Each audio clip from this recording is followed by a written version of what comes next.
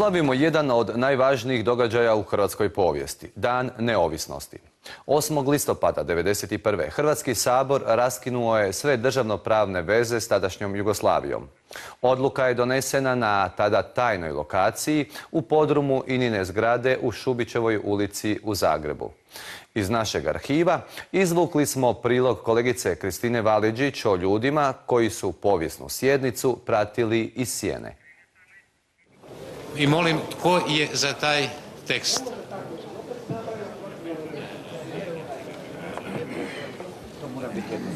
Da li je netko, hvala lijepo, da li je netko protiv? Nema nitko protiv. Utvrđujem, dakle, da je tekst odluke jednoglasno usvojen. Ubrzo nakon pljeska pročitana je i povijesna odluka. Republika Hrvatska od dana 8. listopada 1991. godine raskida državno-pravne sveze na temelju kojih je zajedno sa ostalim republikama i pokrajinama tvorila dosadašnju SFRJ. Svoju samostalnost i neovisnost Hrvatska nije stekla na Markovu trgu.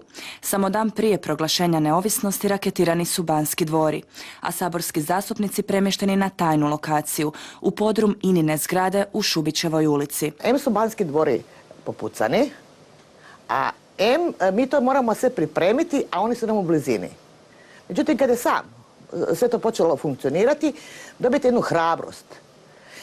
Vi više nemate straha. Vi se osjećate kao da ste na prvoj crti bojišnice. Unatoč nenadanim pripremama i užurbanosti, Inino osoblje takvu je izvanrednu situaciju dočekalo spremno. 500-tinjak ljudi uspješno je smješteno i u posebnim uvjetima zasjedanje je nastavljeno. Zgrada kao zgrada nije smjela biti osvjetljena. Ona je morala biti u mraku. Dakle, mi smo spavali tu 2 noći i 3 dana smo bili u ovom objektu, a po noći smo imali male žaruljice tipa olovke. I samo uz te žaruljice smo se mogli kretati. Nikako drugo, svjetlo nije smjelo goriti. Prozore su zamračili crnim vrećama, kartonskim kutijama.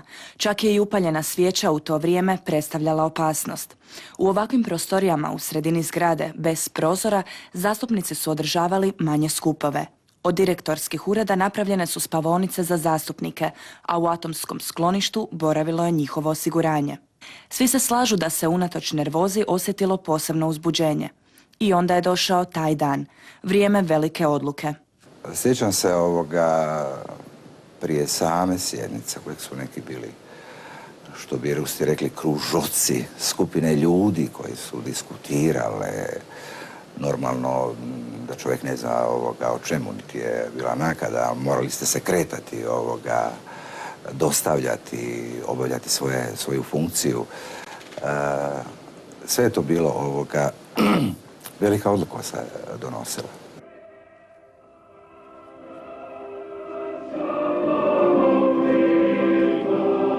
Sad iz ove vremenske nekakve distance, kad se vratite natrag ja sam poslije otišao i na ratište i proveo, tako reći, 1,5 dana, a onda vam sve nekakva velika slika svega toga, velim, iz ovog motrišta zasigurno se upotpunjuje. Ipak smo bili sudionici jednog velikog događaja koji se još samo nastavio i na kraju svi znamo kako se to i završilo, a sad smo i pred Evropskom unijom. Drago mi se prisjetiti toga, iako sam već neke detalje i zaboravio, ali je bilo dobro, ne. I drago mi je što se to događalo u to vrijeme da ja to zapamtim. Jer to je bila, pa pretpostavljam, želja i svih ostalih ljudi u ovoj državi, ne samo u ovom gradu. I vrijeme će vidjeti i pokazati, ako još poživimo, ne, kako je bilo i što je bilo, i da možemo mlađima pričati što se događalo. Tako je bilo u podrumu Inine zgrade. A kako je tada bilo na političkoj, odnosno pregovaračkoj sceni, reći će nam naši gosti. Zvonimir Šeparović, ministar vanjskih poslova, tadašnji od 1991. do 1992. i Stjepan Adanić, pomoćnik ministra obrane od 1991. do 1998. Inače i pregovarač SNA. Dobar vam večer, dobrodošli gospodo. Dobro vas našli. Dobro večer. Gospodine Šeparović, gdje ste vi bili na današnji dan? Bio sam na jednom od putovanja u svijetu, upravo sam se poslije Bona zadržao u Beču, sreo sa Mokom, ministrom Mokom, našim prijateljem. Bilo je dramatično, bilo je dan poslije velikog napada na srce Hrvatske, na Banske dvore i tako dalje.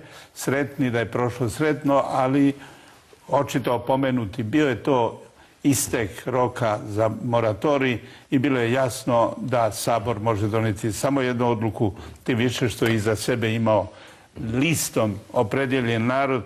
92% od onih koji su izašli glasovalo je za odcepljenje od bivše države, a ukupno je izašlo oko više od 82%. Prema tome, većina ljudi je bila za to. To je bila volja naroda, 4:1. Uvijek je bilo nekih koji su ostajali po strani. Nažalost, oni su danas dominantni. Oni danas ne pokazuju poštovanje, ljubav i pravi interes za čuvanje nacionalnih interesa. Zato smo mi tu da kažemo kako su stvari izgledale. Bili ste u Bonu, sastali ste se, pretpostavljam, sa Genšerom, spomenuli ste Moka. Jeste li ih morali obavijestiti o tome kakvu će odluku donijeti Sabor? Mi smo u tim razgovorima, sasvim sigurno je bilo odmah rečeno da je pred nama, jer je bilo pitanje kraja moratorija, što će sada dalje biti. Ja sam tada, zastupajući interese Hrvatske države, rekao da mi idemo prema proglašenju nezavisnosti, neovisnosti i da je to za nas jedan gotov, dovršen proces. Mi smo u njima imali prijatelje, kao što smo imali prijatelji u Svetoj stolici. Nažalost, kratko vrijeme prije toga imao sam susret sa Dinsbirom. Jirži Dinsbir je bio Havelov ministar vanjskih poslova. Čovjek bi očekivao demokratu i čovjeka sa razumijevanjem za jednu slavensku zemlju. On je međutim u jednom nastupu sa mnom zajedno na austrijskoj televiziji u Beču nastupio tako: ja sam protiv cijepanja Jugoslavije, Jugoslavija je dobra tvorevina politička i tako dalje. Hoću reći, Češka nam nije baš bila naklonjena kao i neke druge zemlje. O tome ćemo malo još kasnije. Gospodine Adanić, vi ste bili u pregovaračkom timu sa generalom JNA Andrijom Rašetom. Odluka o početku pregovora donesena je na jučerašnji dan. Kada su i Banski dvori raketirani, bili ste, ako se ne varam, sa predsjednikom Tuđmanom i ostalima na ručku u Banskim dvorima. Ja sam došao iz Varaždina kao ratni pobjednik, znači 7.10.1991. godine, bio je ponedjeljak, negdje u 10 sati ujutro od predsjednika Tuđmana, na razgovore o tome da ću preuzeti novu dužnost pomoćnika ministra obrane i o razmjeni ratnih zarobljenika. Evo knjiga ispred mene koja govori o tome, ali me predsjednik pozvao na ručak. Mi smo tada išli na ručak, iza predsjednika Tuđmana bio Ante Marković, Stipe Mesić, Gojko Šušak, ja sam unutra bio i još neki suradnici koji su unutra našli i cijelo vrijeme ručka predsjednik Tuđman nagovarao Antu Markovića, predsjednika tadašnje jugoslavenske vlade, se otvoreno stavi na hrvatsku stranu, što on baš i nije htio, država se kisalo, da sad ne pričam o tome. Par minuta, znači, poslije kad smo mi izišli iz ručka van, bio je strašan nalet Jugoslavenske narodne armije, odnosno Jugoslavenskog zrakoplovstva koje je raketiralo Banske dvore, zapravo htjelo ubiti predsjednika. To je bio zadnji dan moratorija, kao što je rekao profesor Šeparović, i oni su htjeli ubiti predsjednika države jer su se nadali, ako ubiju predsjednika države, da će ubiti svaku volju hrvatskog naroda za slobodnu i samostalnu državu Hrvatsku. Taj napad to je nešto bilo stravično. Ja sam ga doživio, ja sam mislio da se cijepa zemlja, da je to strašan potres bio. Ja sam baš na stepenicama Banskih dvora bio kad sam išao dole, to je bio sve prašin, čak sam pao dole, mislio sam vjerojatno predsjednik je mrtav, nešto što se događa, ali kad smo se sabrali, išli smo gore, pogledali smo, hvala Bogu, predsjednik je bio živ i otišli smo zajedno u sklonište na Dubrovkinu putu, atomsko sklonište. Poslije nekoliko sati predsjednik Tuđman je donio odluku da ja i tada pukovnik Ivan Ragutić budemo pregovarači protiv generala JNA Rašete u hotelu I sljedeći dan, znači na današnji dan prije 23 godine. i da dogovorimo jedan sporazum da bi vojska iz Zagreba, iz Republike Hrvatske mogla otići. Ja sam tada predsjednika pitao, dobro predsjedniče, pa sad su vas htjeli ubiti, evo, prije par sati, kako to mi pregovaramo sad sa generalom Rašetom? Pa oni su vas htjeli ubiti, vas i sve nas koji smo tada bili. A on mi je tada rekao, pregovarati s crnim vragom ako treba za slobodu i samostalnost Hrvatske države. Evo, na današnji dan počeli su pregovori. Kako su generali JNA, odnosno njihovo vodstvo, tada tu u Zagrebu, reagirali kada su čuli ovu odluku o razdruživanju Hrvatskog sabora? Pa oni nisu vjerovali da mi možemo se razdružiti, oni su za odluku to čuli, međutim oni su bili uvjereni da će nas oni vojno pobijediti, da mi ne možemo vojni pritisak jugoslavenske vojske izdržati i da će jednostavno oni nas masakrirati totalno jer su imali nažalost toliko snage.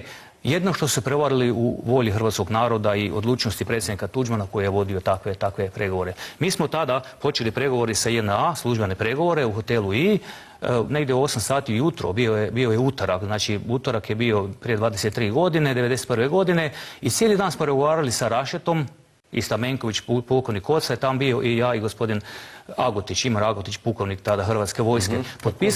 Potpisali smo sporazum negdje u ovo vrijeme, negdje oko 8 sati na večer o odlasku vojske iz Zagreba i Hrvatske. A objavili smo ga na konferenciji za tisak negdje oko 22 sata na taj dan 8.10.1991. godine. I ja sam odmah Rašetu pitao, rekao sam, gospodine Rašeta, recite, kako to ste napravili atentat na predsjednika države, to nije teroristički čin, pa kako vas nije sram, zašto je to napravili? Objasnite narodu šta ste to napravili. On je najprije rekao da, kao, možda smo to mi sami napravili, ali se brzo ispravio i rekao da to smo sigurno mi napravili i da je to nekako naše djelo. To samo pokazuje kakva je njihova psihologija bila već i tada. Znači oni su mislili definitivno...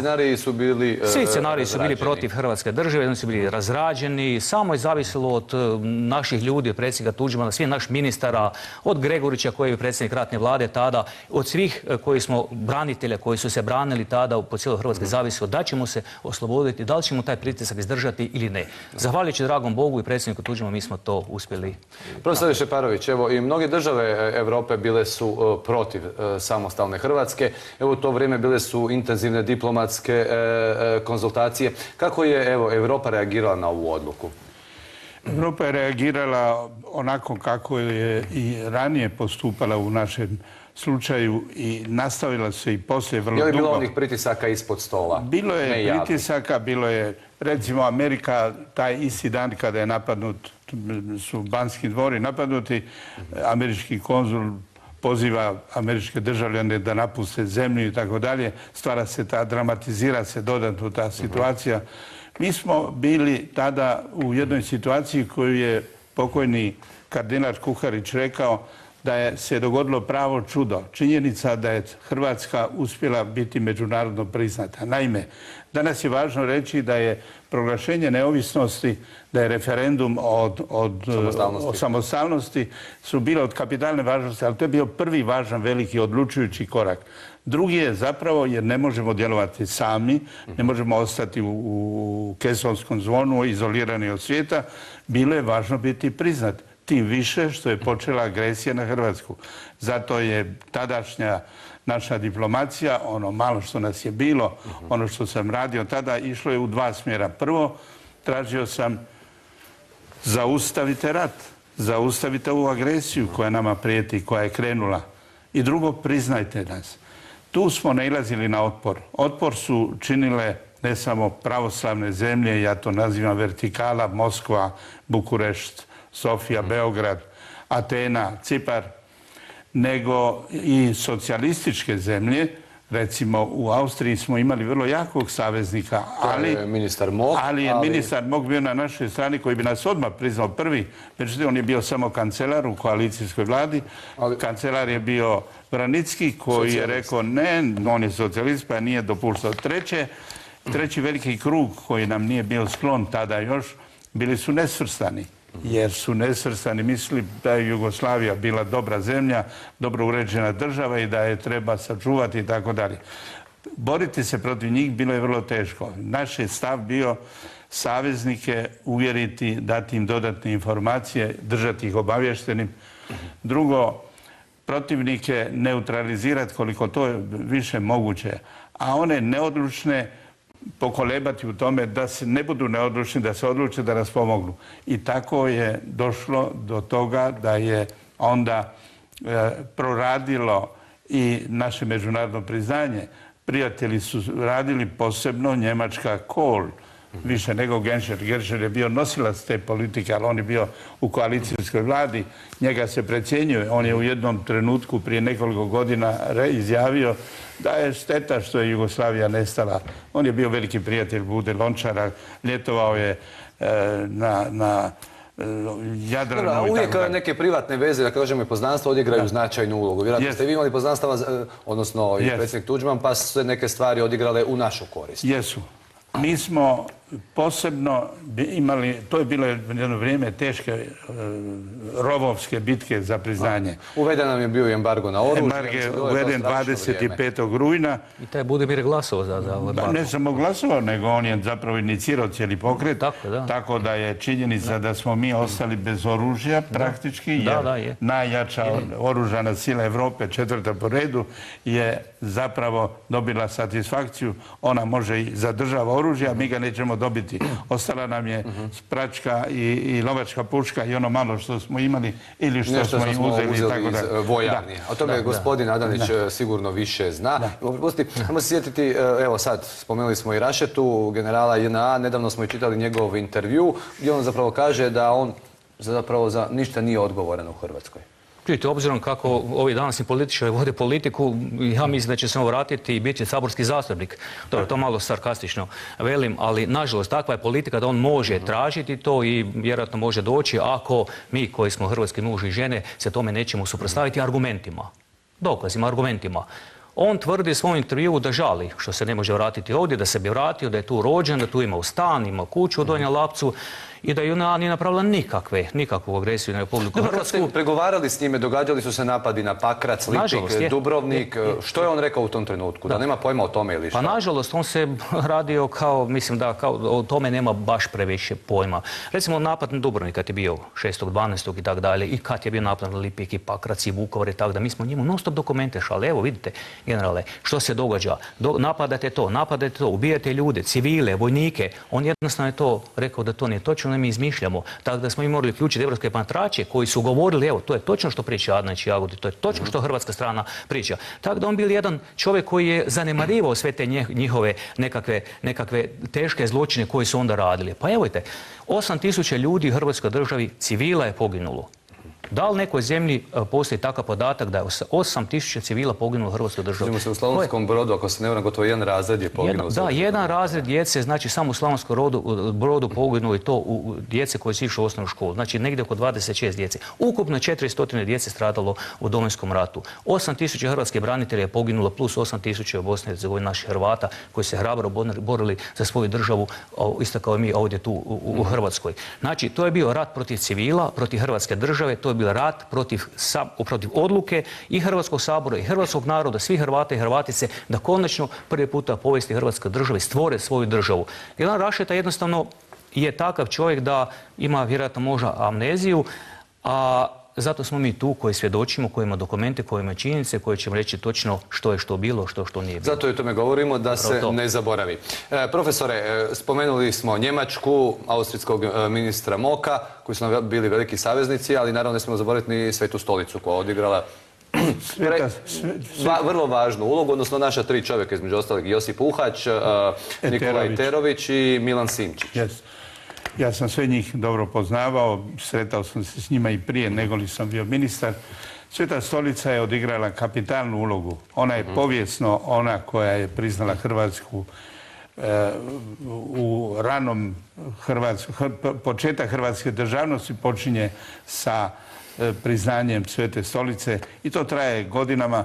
Ja sam na samitu nesvrstanih pristupio pronunciju kojem se rekao, molim vas, mi hoćemo objasniti ovim ljudima što hoćemo.